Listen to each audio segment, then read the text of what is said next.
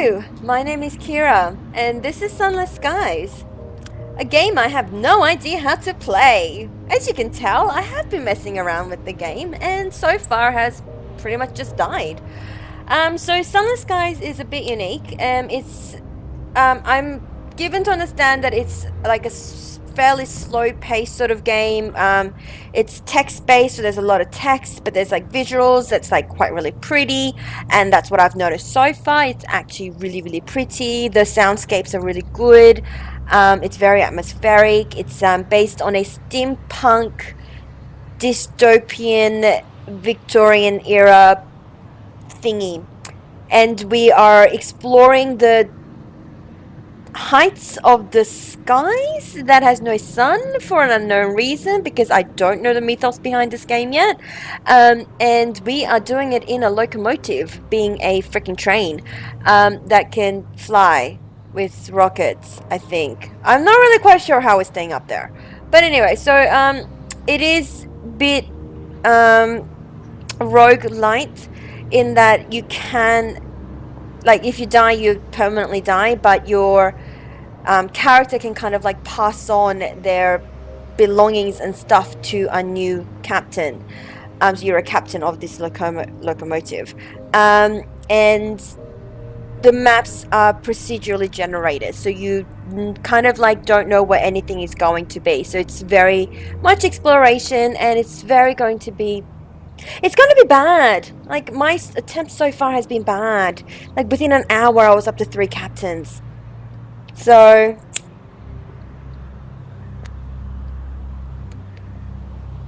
basically, you're here to watch me fail, and to watch this amazing game.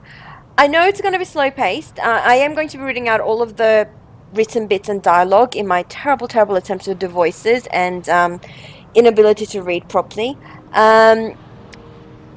And we'll see how it goes. I'm going to try to do like a let's play of it, because I think it's an interesting game and an interesting concept, and I do want to explore it. But anyway, so there's apparently a lot of choices and stuff you can make, and it's basically like it's a survival game, and there's like an element of like the unknown and sort of thing, and there's like mystery and stuff behind it as well. So we'll see how we go. Enough rambling, new game. So I'm going to go with the legacy campaign, because even though you said you can reload or continue with a new captain, if you reload, then you reload at an automated save, so it's not a save point that you chose. So I rather do the legacy thing and just keep passing on the legacy to different captains, and see what benefits you can reap by doing that. So I'm going to do the legacy campaign. I am going to make everything super fucking easy for myself, because this game is, it's hard for me. I'm just like really bad at it. So I'm going to make sure that all of the enemy projectiles are really slow, so I can avoid them, and that fuel and supplies are going to last longer, so that it's easier for me to kind of like just get to the story and see what the game is about. Yeah, I'm a wimp. I'm sorry, okay? But we'll you know.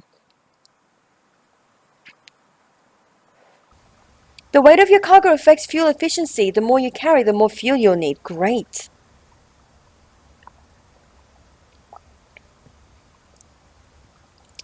I have noticed the load time is quite long, but then the world is fairly big, and there's like multiple maps and stuff. So, log of Her Majesty's Locomotive the Orphean, March 14th, 1905. Our expedition to the domains of the dead has been eventful. The Orphean is damaged and in grievous need of repairs and supplies. We're returning in haste to the Reach, where I hope to make port at New Winchester. May God be with us. May God be with us, for 1,000 deaths wait in the sky. Well, that's a bit ominous.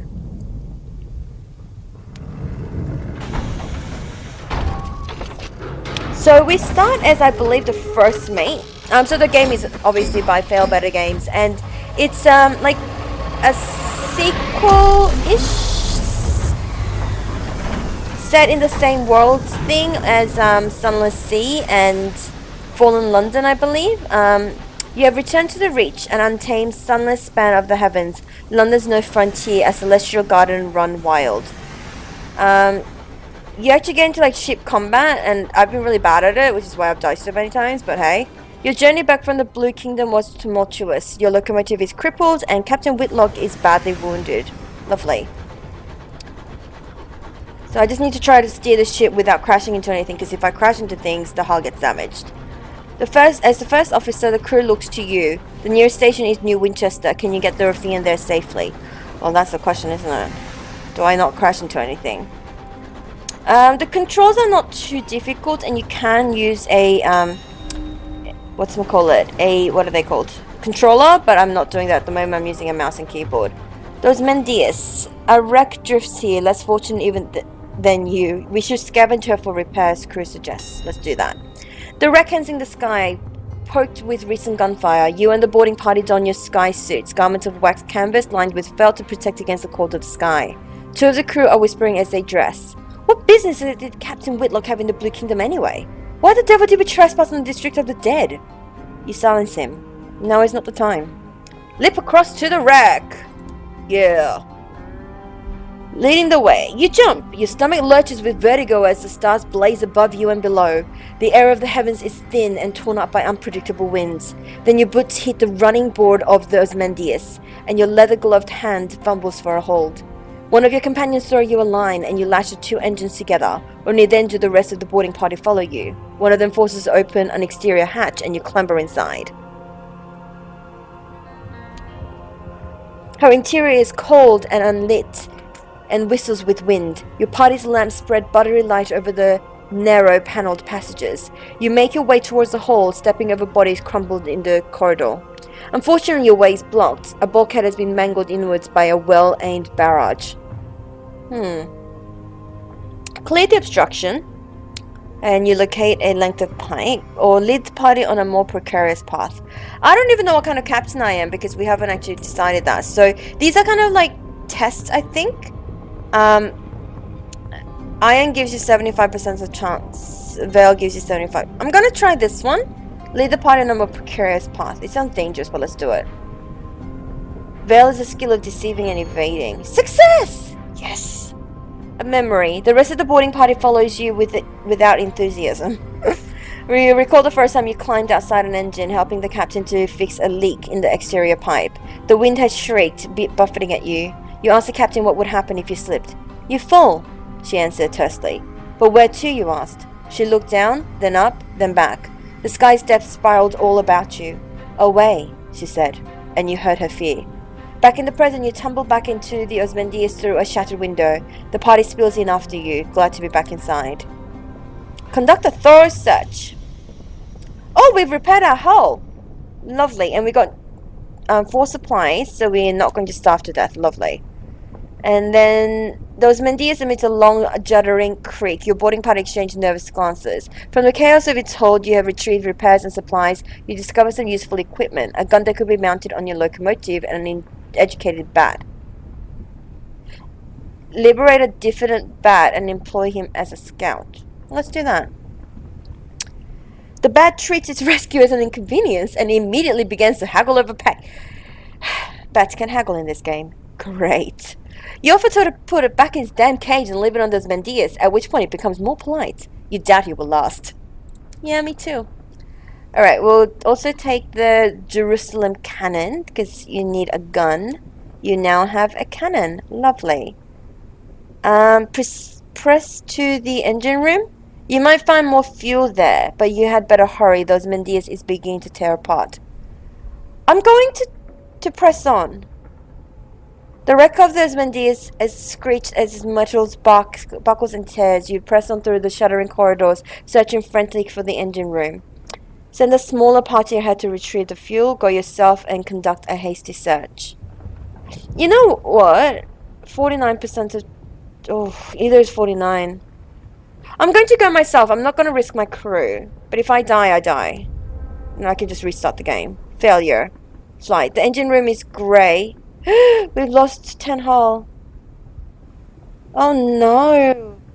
Those Mendias split into 2, sending shards of splintered plating and spinning into the sky. God damn it. Oh well. Damn you, Mendias. You weren't very useful. Actually, you were, but you weren't as useful as I wanted. Press F to send out your scout. Cost supplies. Well, I guess that's a pay we, negotiated.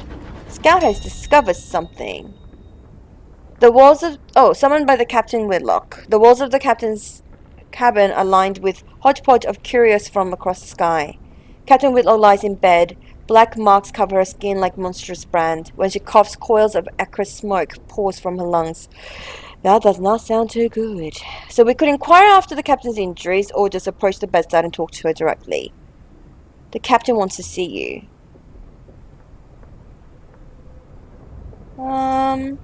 I'm going to speak to the Orphean's doctor first. Let's see what her condition is. Like, what are the chances of her surviving?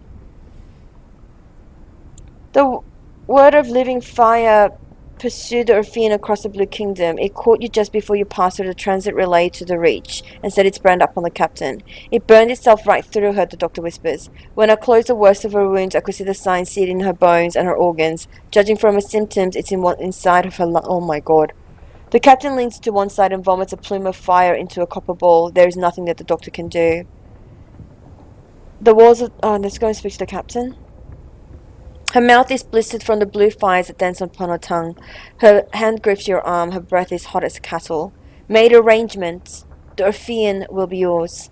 Her voice is just a rasp of burned meat breath. Ew. But promise! She breaks off to scream a word in a language that was not made for human mouths. When she resumes speaking English, she is weaker, but her request is little more than a gasp. Promise for me one last service. Promise. Promise her you will obey her last command. Make no promises. Pull away. Oh my god, no. What if her condition is contagious? No, we're not going to pull away. Like, the doctor said it was a brand that was, like, laid on her. Like, so it's not going to be contagious. We're going to ignore that option. Demand to know why she took the Orphean to the Blue Kingdom. It was for to visit one of the lands of the dead. Now you're all paying the price.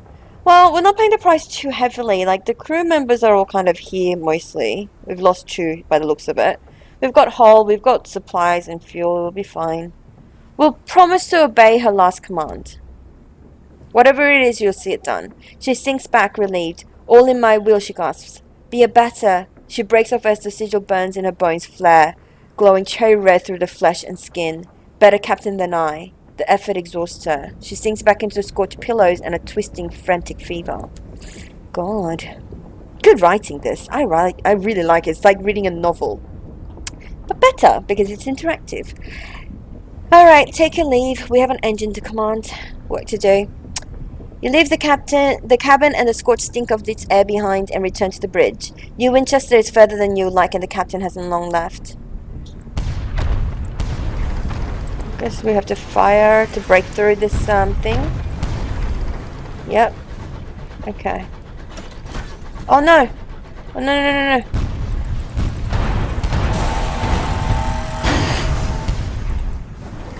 Oh no, we dodged the wrong way. I'm bad at this. That's the dodge button. I pushed the wrong button. I panicked.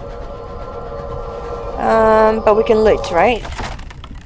You approach the buckled wreckage, poised to plunder the plunderers. Behind you, someone is humming a song of victory. Strip it for repairs or raid the remains? I'm gonna raid the remains. Our hull is, not great, but it's fine. Ill-gotten gains. We have stolen stuff. Well, we have stolen stuff that they've already stolen, so it's not like we stole it. It's fine. I guess it's what the scout has discovered, so let's go over that way. What else did you find? Oh, you found another point that we can stop. Lovely. Well done. Well done, Bat. I hope you're earning your supplies. I wish there was like an indicator. Oh, there we go. Wispy condensation trails across the sky, the ghosts of passing trains. New Winchester! Bloody hell yeah. Newport, Captain, your crew, proud to the window. Dock, without damaging my ship would be nice. Dock. There we go, we arrived! You coast into the bustle, the din, the soot and the steam of Wolversley Station. It is clogged with other engines, scrappy mining locomotives from the Lustrum Way, weathered explorers gleaming with frost, sleek company vessels with bright brass fittings. No sooner have you pulled into the sidings than a brusque station master bustles over. He requests to come aboard. I must speak with your captain, he insists, brandishing a ledger. The usual formalities. Look at the Fiend's doctor. He has just appeared at your shoulder. His face is solemn. His hat is in his hands. He lowers his eyes. Oh, the captain didn't make it. The crew exchange bleak, wordless looks. The Rafine itself feels suddenly more empty. The station master looks confused. You inform him that unfortunately Captain Whitlock had just passed. Ah, he says neutrally. Sorry to hear that. Very sad. Very sad. He waits for what he considers an appropriate minute and a half before continuing. Alas, even in the midst of tragedy, the cogs of bureaucracy must turn. If Captain Whitlock is deceased, the station authority requires their answers from the first officer. He dons a set of spectacles and locates his pen. It will be relatively painless. Name, background, purpose of visit, etc. Shall we begin? And there we make our character. We are going to... So all of these things seems to have like additions to like the points that you can have. And I'm not sure like what's a good one to have as a background story. No, I don't want that. I don't want to be an urchin. I do like this though. No parents, no laws, no masters, but also no roof over your head, no money, and often no dinner. Freedom comes at a price. You begin with high veils, the skill of evading and deceiving. Well, I don't want to be a soldier.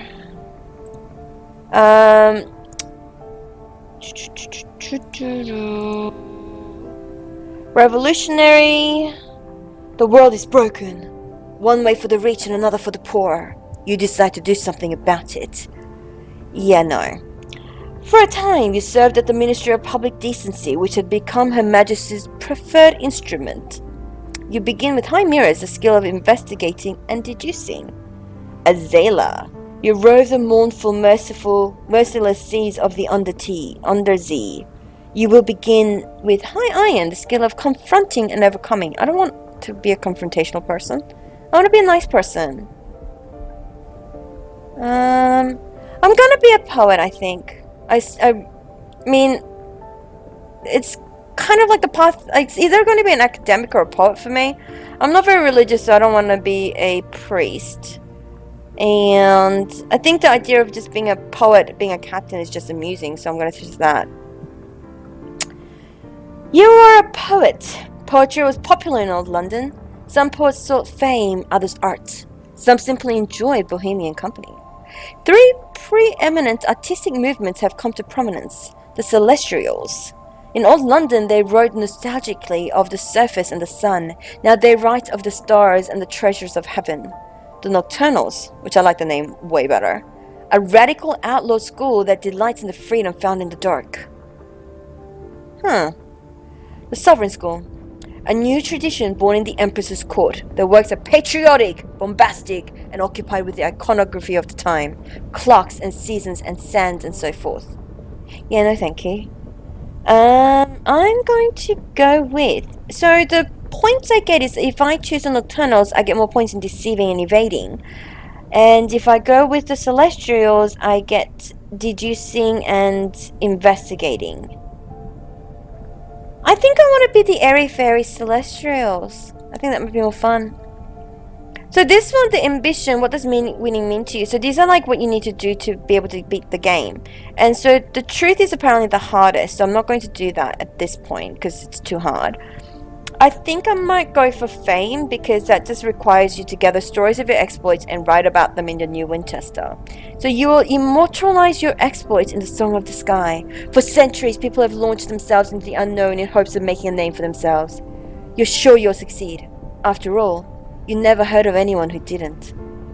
That sounds so nuttis, it's not even funny. I mean, personally, the truth is what I would like really love to go for, but it's like it says that it's recommended that you do these 2 first before you do that one. So I'm going to go with fame. Even like maybe wealth is even easier, but whatever. So we get to now choose out what our character looks like in a cameo. I'm going to go with like a bun. Yeah, let's go with a bun. Let's choose a brow that doesn't have glasses. And oh my gosh, he's got the biggest witch's nose. Let's not do that. Let's go for a smaller nose. Oh my god, these are all huge noses. Okay, we'll go with that. A normal chin.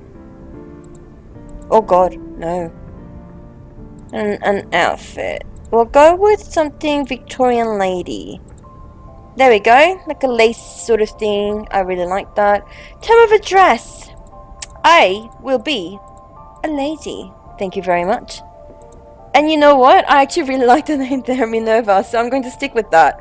I was going to name it me, but I really like Minerva, so I'm going to go with that. And it seems appropriate, like a poet, Minerva, like, okay, I really like it. That's it, that's what we're going with.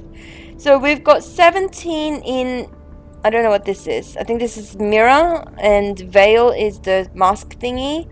25 Heart, which apparently can help to convince people, I hope. We'll see. But Minerva is our captain now, and we're going to do our best to keep her alive this time. Oh, the reading of the will. 3 weeks have passed. This morning, Captain Whitlock received a simple memorial service. Her body was consigned to the necropolis train bound for the Serene Mausoleum. Now you sit with a handful of her relatives in the threadbare office of her solicitors. A methodical notary is reading the will. The captain was wealthy once, but squandered her capital on mysterious expenses before her expedition to the Blue Kingdom. Listen to the end. True to her word. In a final codicil, the notary announces, Captain Whitlock confirmed that the possession of the Orphean was surpassed to its first officer. He peers at you through with dry grey eyes. This includes a certain black box containing the Orphean's hold. Captain Whitlock's final request was that at the time of your choosing, you transport said box to an address in London. He hands you an address card, and deposited that. You are not to look inside. She gave no explanations. And that's it. You're the captain now. The Orphean is yours. Lovely. So we can investigate the box, or we could just take the box to London as she asked us to do. Or we could just sell it. But we're not going to do that. That sounds bad. We've gained 100 sovereign. Lovely. Money's good, right? So we're going to explore the location first. Let's learn about some trading we can do. Okay, so the smoggy, clanking, singing, oh, we've already read that bit. The porter at the station advised you to visit the nearest pub at the Promise of Days and talk to the seasoned captains there. They keep their ears to the ground. They'll know about opportunity or two. Visiting Promise Days is one of the options when exploring the city. Okay. So we can visit the Promise of Days. Old pistons gleam on the walls. The shelves are crowded with the mementos from across the sky. The clientele raises their voices to be heard above the comforting clamour of the adjacent engine yards. Introduce yourself to the seasoned captains. Yes, let's do that. 4 are gathered at the usual table. The masked citizen, a libertine, polymath, and pioneer of the neo-nocturnal artistic school. The bedeviled didact, a scholar haunted by his discoveries. The plucky baroness, explorer, collector, philatelist, and spatchcocker mag, who hunts monsters. Lovely. Of course, everything here is jolly dangerous, says the baroness. Few risk the skies, so news of distant ports is valuable. Collect port reports from the places you visit and deliver them to Victory Hall or Company House. The more you turn in at once, the more they'll pay. Look for other opportunities on the ways, advised the masked citizen. Passengers who want transport, rich men in need of bloody work, etc. Lovely. Ask them how to make fortune through trade. Ah, the didact says, fiddling with his innumerable talismans. An essential topic. Meg slides on you a stool and the captain shuffles around to make room. The masked citizen buys you a drink of their own invention. It's violet and foggy. The plucky baroness gives you a brisk, encouraging grin. Ask away. Ask about the markets. You can sell practically anything. Okay, I'm not going to read this because it's literally just telling you to buy and sell things. And, you know, buy cheap, sell high. Which is kind of like normal. Prospects. The masked citizen sips their drink. The biggest port in each region has a bazaar where the captains do business. There you'll learn of people at other ports prepared to pay over odds for a commodity. When you accept a commission for a prospect, it is yours. No other captain will pursue it. It is fantastically civilized. Their smile is droll. Okay, so we have to find the goods though. And then we can get paid. That sounds pretty good. We'll find out an opportunity. A host at Magdalene's needs an urgent delivery of seeds, paying a pretty penny too. If I were you, I'd get the bazaar straight away, put my mark against it. Meg grunts. Broker in Port Avon is selling cheap seeds. Chirpy chap. God knows why. His face looks like he's been pushed through a mangle. An opportunity. Port Avon lies to the west-northwest of New Winchester, and Magdalene's lies northeast of New Winchester. Right. But if we go to Avon first and then go to Magdalene, then we can sort out the seed and then take it to Magdalene, right? So that makes sense to me. So we've already done everything here that we can do. We'll recruit a driver. I specialize in test driving, but I'm looking for something quieter. The driver indicates a crashed engine, still smoking. Like that, without the screaming. So you have to pay them $20 to recruit them. We'll do it. I have recruited someone, and then I can assign them as my chief engineer. And when I do, then I get benefits from them. The fastidious inspector. Excuse me, Captain. A woman pushes through the crowd towards you. She is short and square-shouldered, a neat black suit and polished shoes. She shows a case of a pocket watch. It is embossed with the crown and hourglass of the London's Horological Office. The body responsible for ensuring time is consistent across the empire. I'm hoping to book passage to Port Prosper, she says, slipping the watch away. I can, of course, pay. Offer a passage. Pay sounds good. Officer mascot. Sorry, I'm just reading through all of the advices. Hide the advices. So, thank you. The locomotive I was on broke down following a boiler rupture. The chief engineer's fault, I suspect. Gentlemen fonder of brandy rather than diligence. Here, an additional sum to seal our bargain. Prosper lies in the east of New Winchester.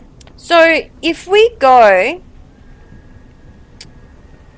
northwest, then northeast, and then east, then we'll be able to do everything in like one sort of loop, if we can have enough supplies to last through that long.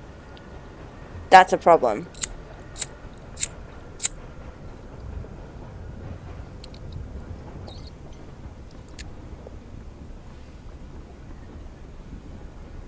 Okay. We can repair the locomotive, which we need to do. Fully repair your hull. That costs us some money, but it needed to be repaired. We're not going to go with like broken ship. We also need to go to the bazaar, take the prospects. I'm just going to claim all of the prospects that we can.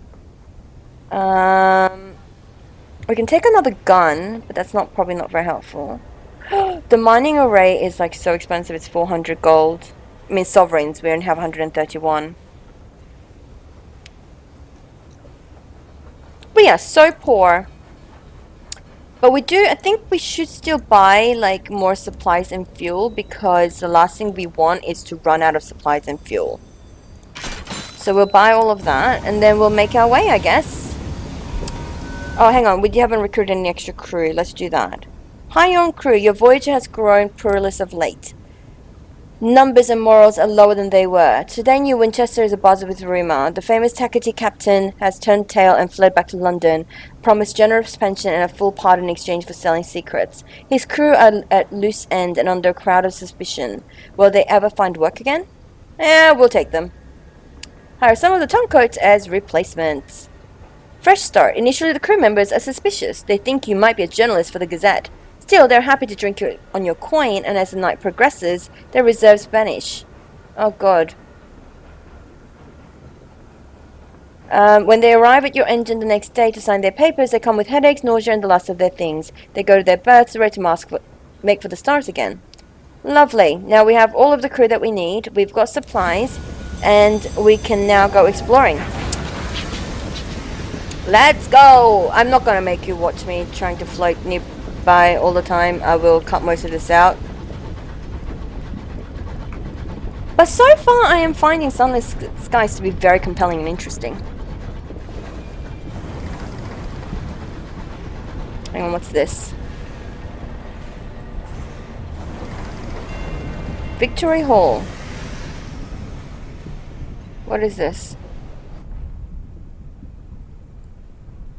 The Assembly, a coalition of independent-minded settlers, colloquially called Tackies, Techates, gather and argue here. Deliver port reports here to receive rewards and win the Techates' favor. Oh, right. Take a look around. Let's do that.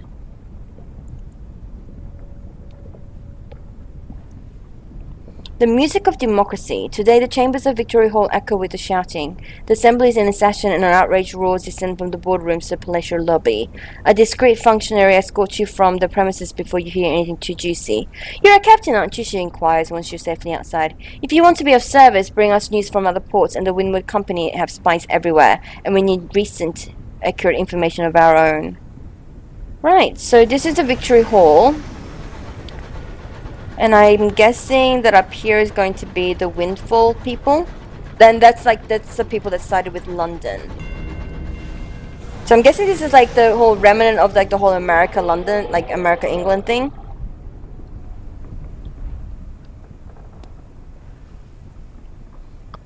The local headquarters of the Windward Company, London's proxy in the Reach, deliver port reports here. So let's visit them. Following the uprising, the fortunes of the Windward Company fell in New Winchester. Now their modest offices occupy an ex-tinning company factory in the murky recesses of town and continues to smell faintly of beans. Take a look around, shall we? The offices are cramped, the typewriters ring, assistants scurry between the desks, beleaguered by managers struggle to make themselves heard over the hubbub. Eventually a harried assistant makes you a cup of tea. I'm afraid everyone's busy today, but if you want to make yourself useful, we always need up-to-date reports on events beyond New Winchester. Bring them straight here, though not too... He nods out the window towards Victory Hall, where the Colonial Assembly gathers. That lot. Queen and country and all that, yeah? Onwards. So I guess we kind of like... It's like a faction thing, so we can side either with the Windfall Company, which is London, and the Queen and all of that, or we side with the revolutionaries, I guess.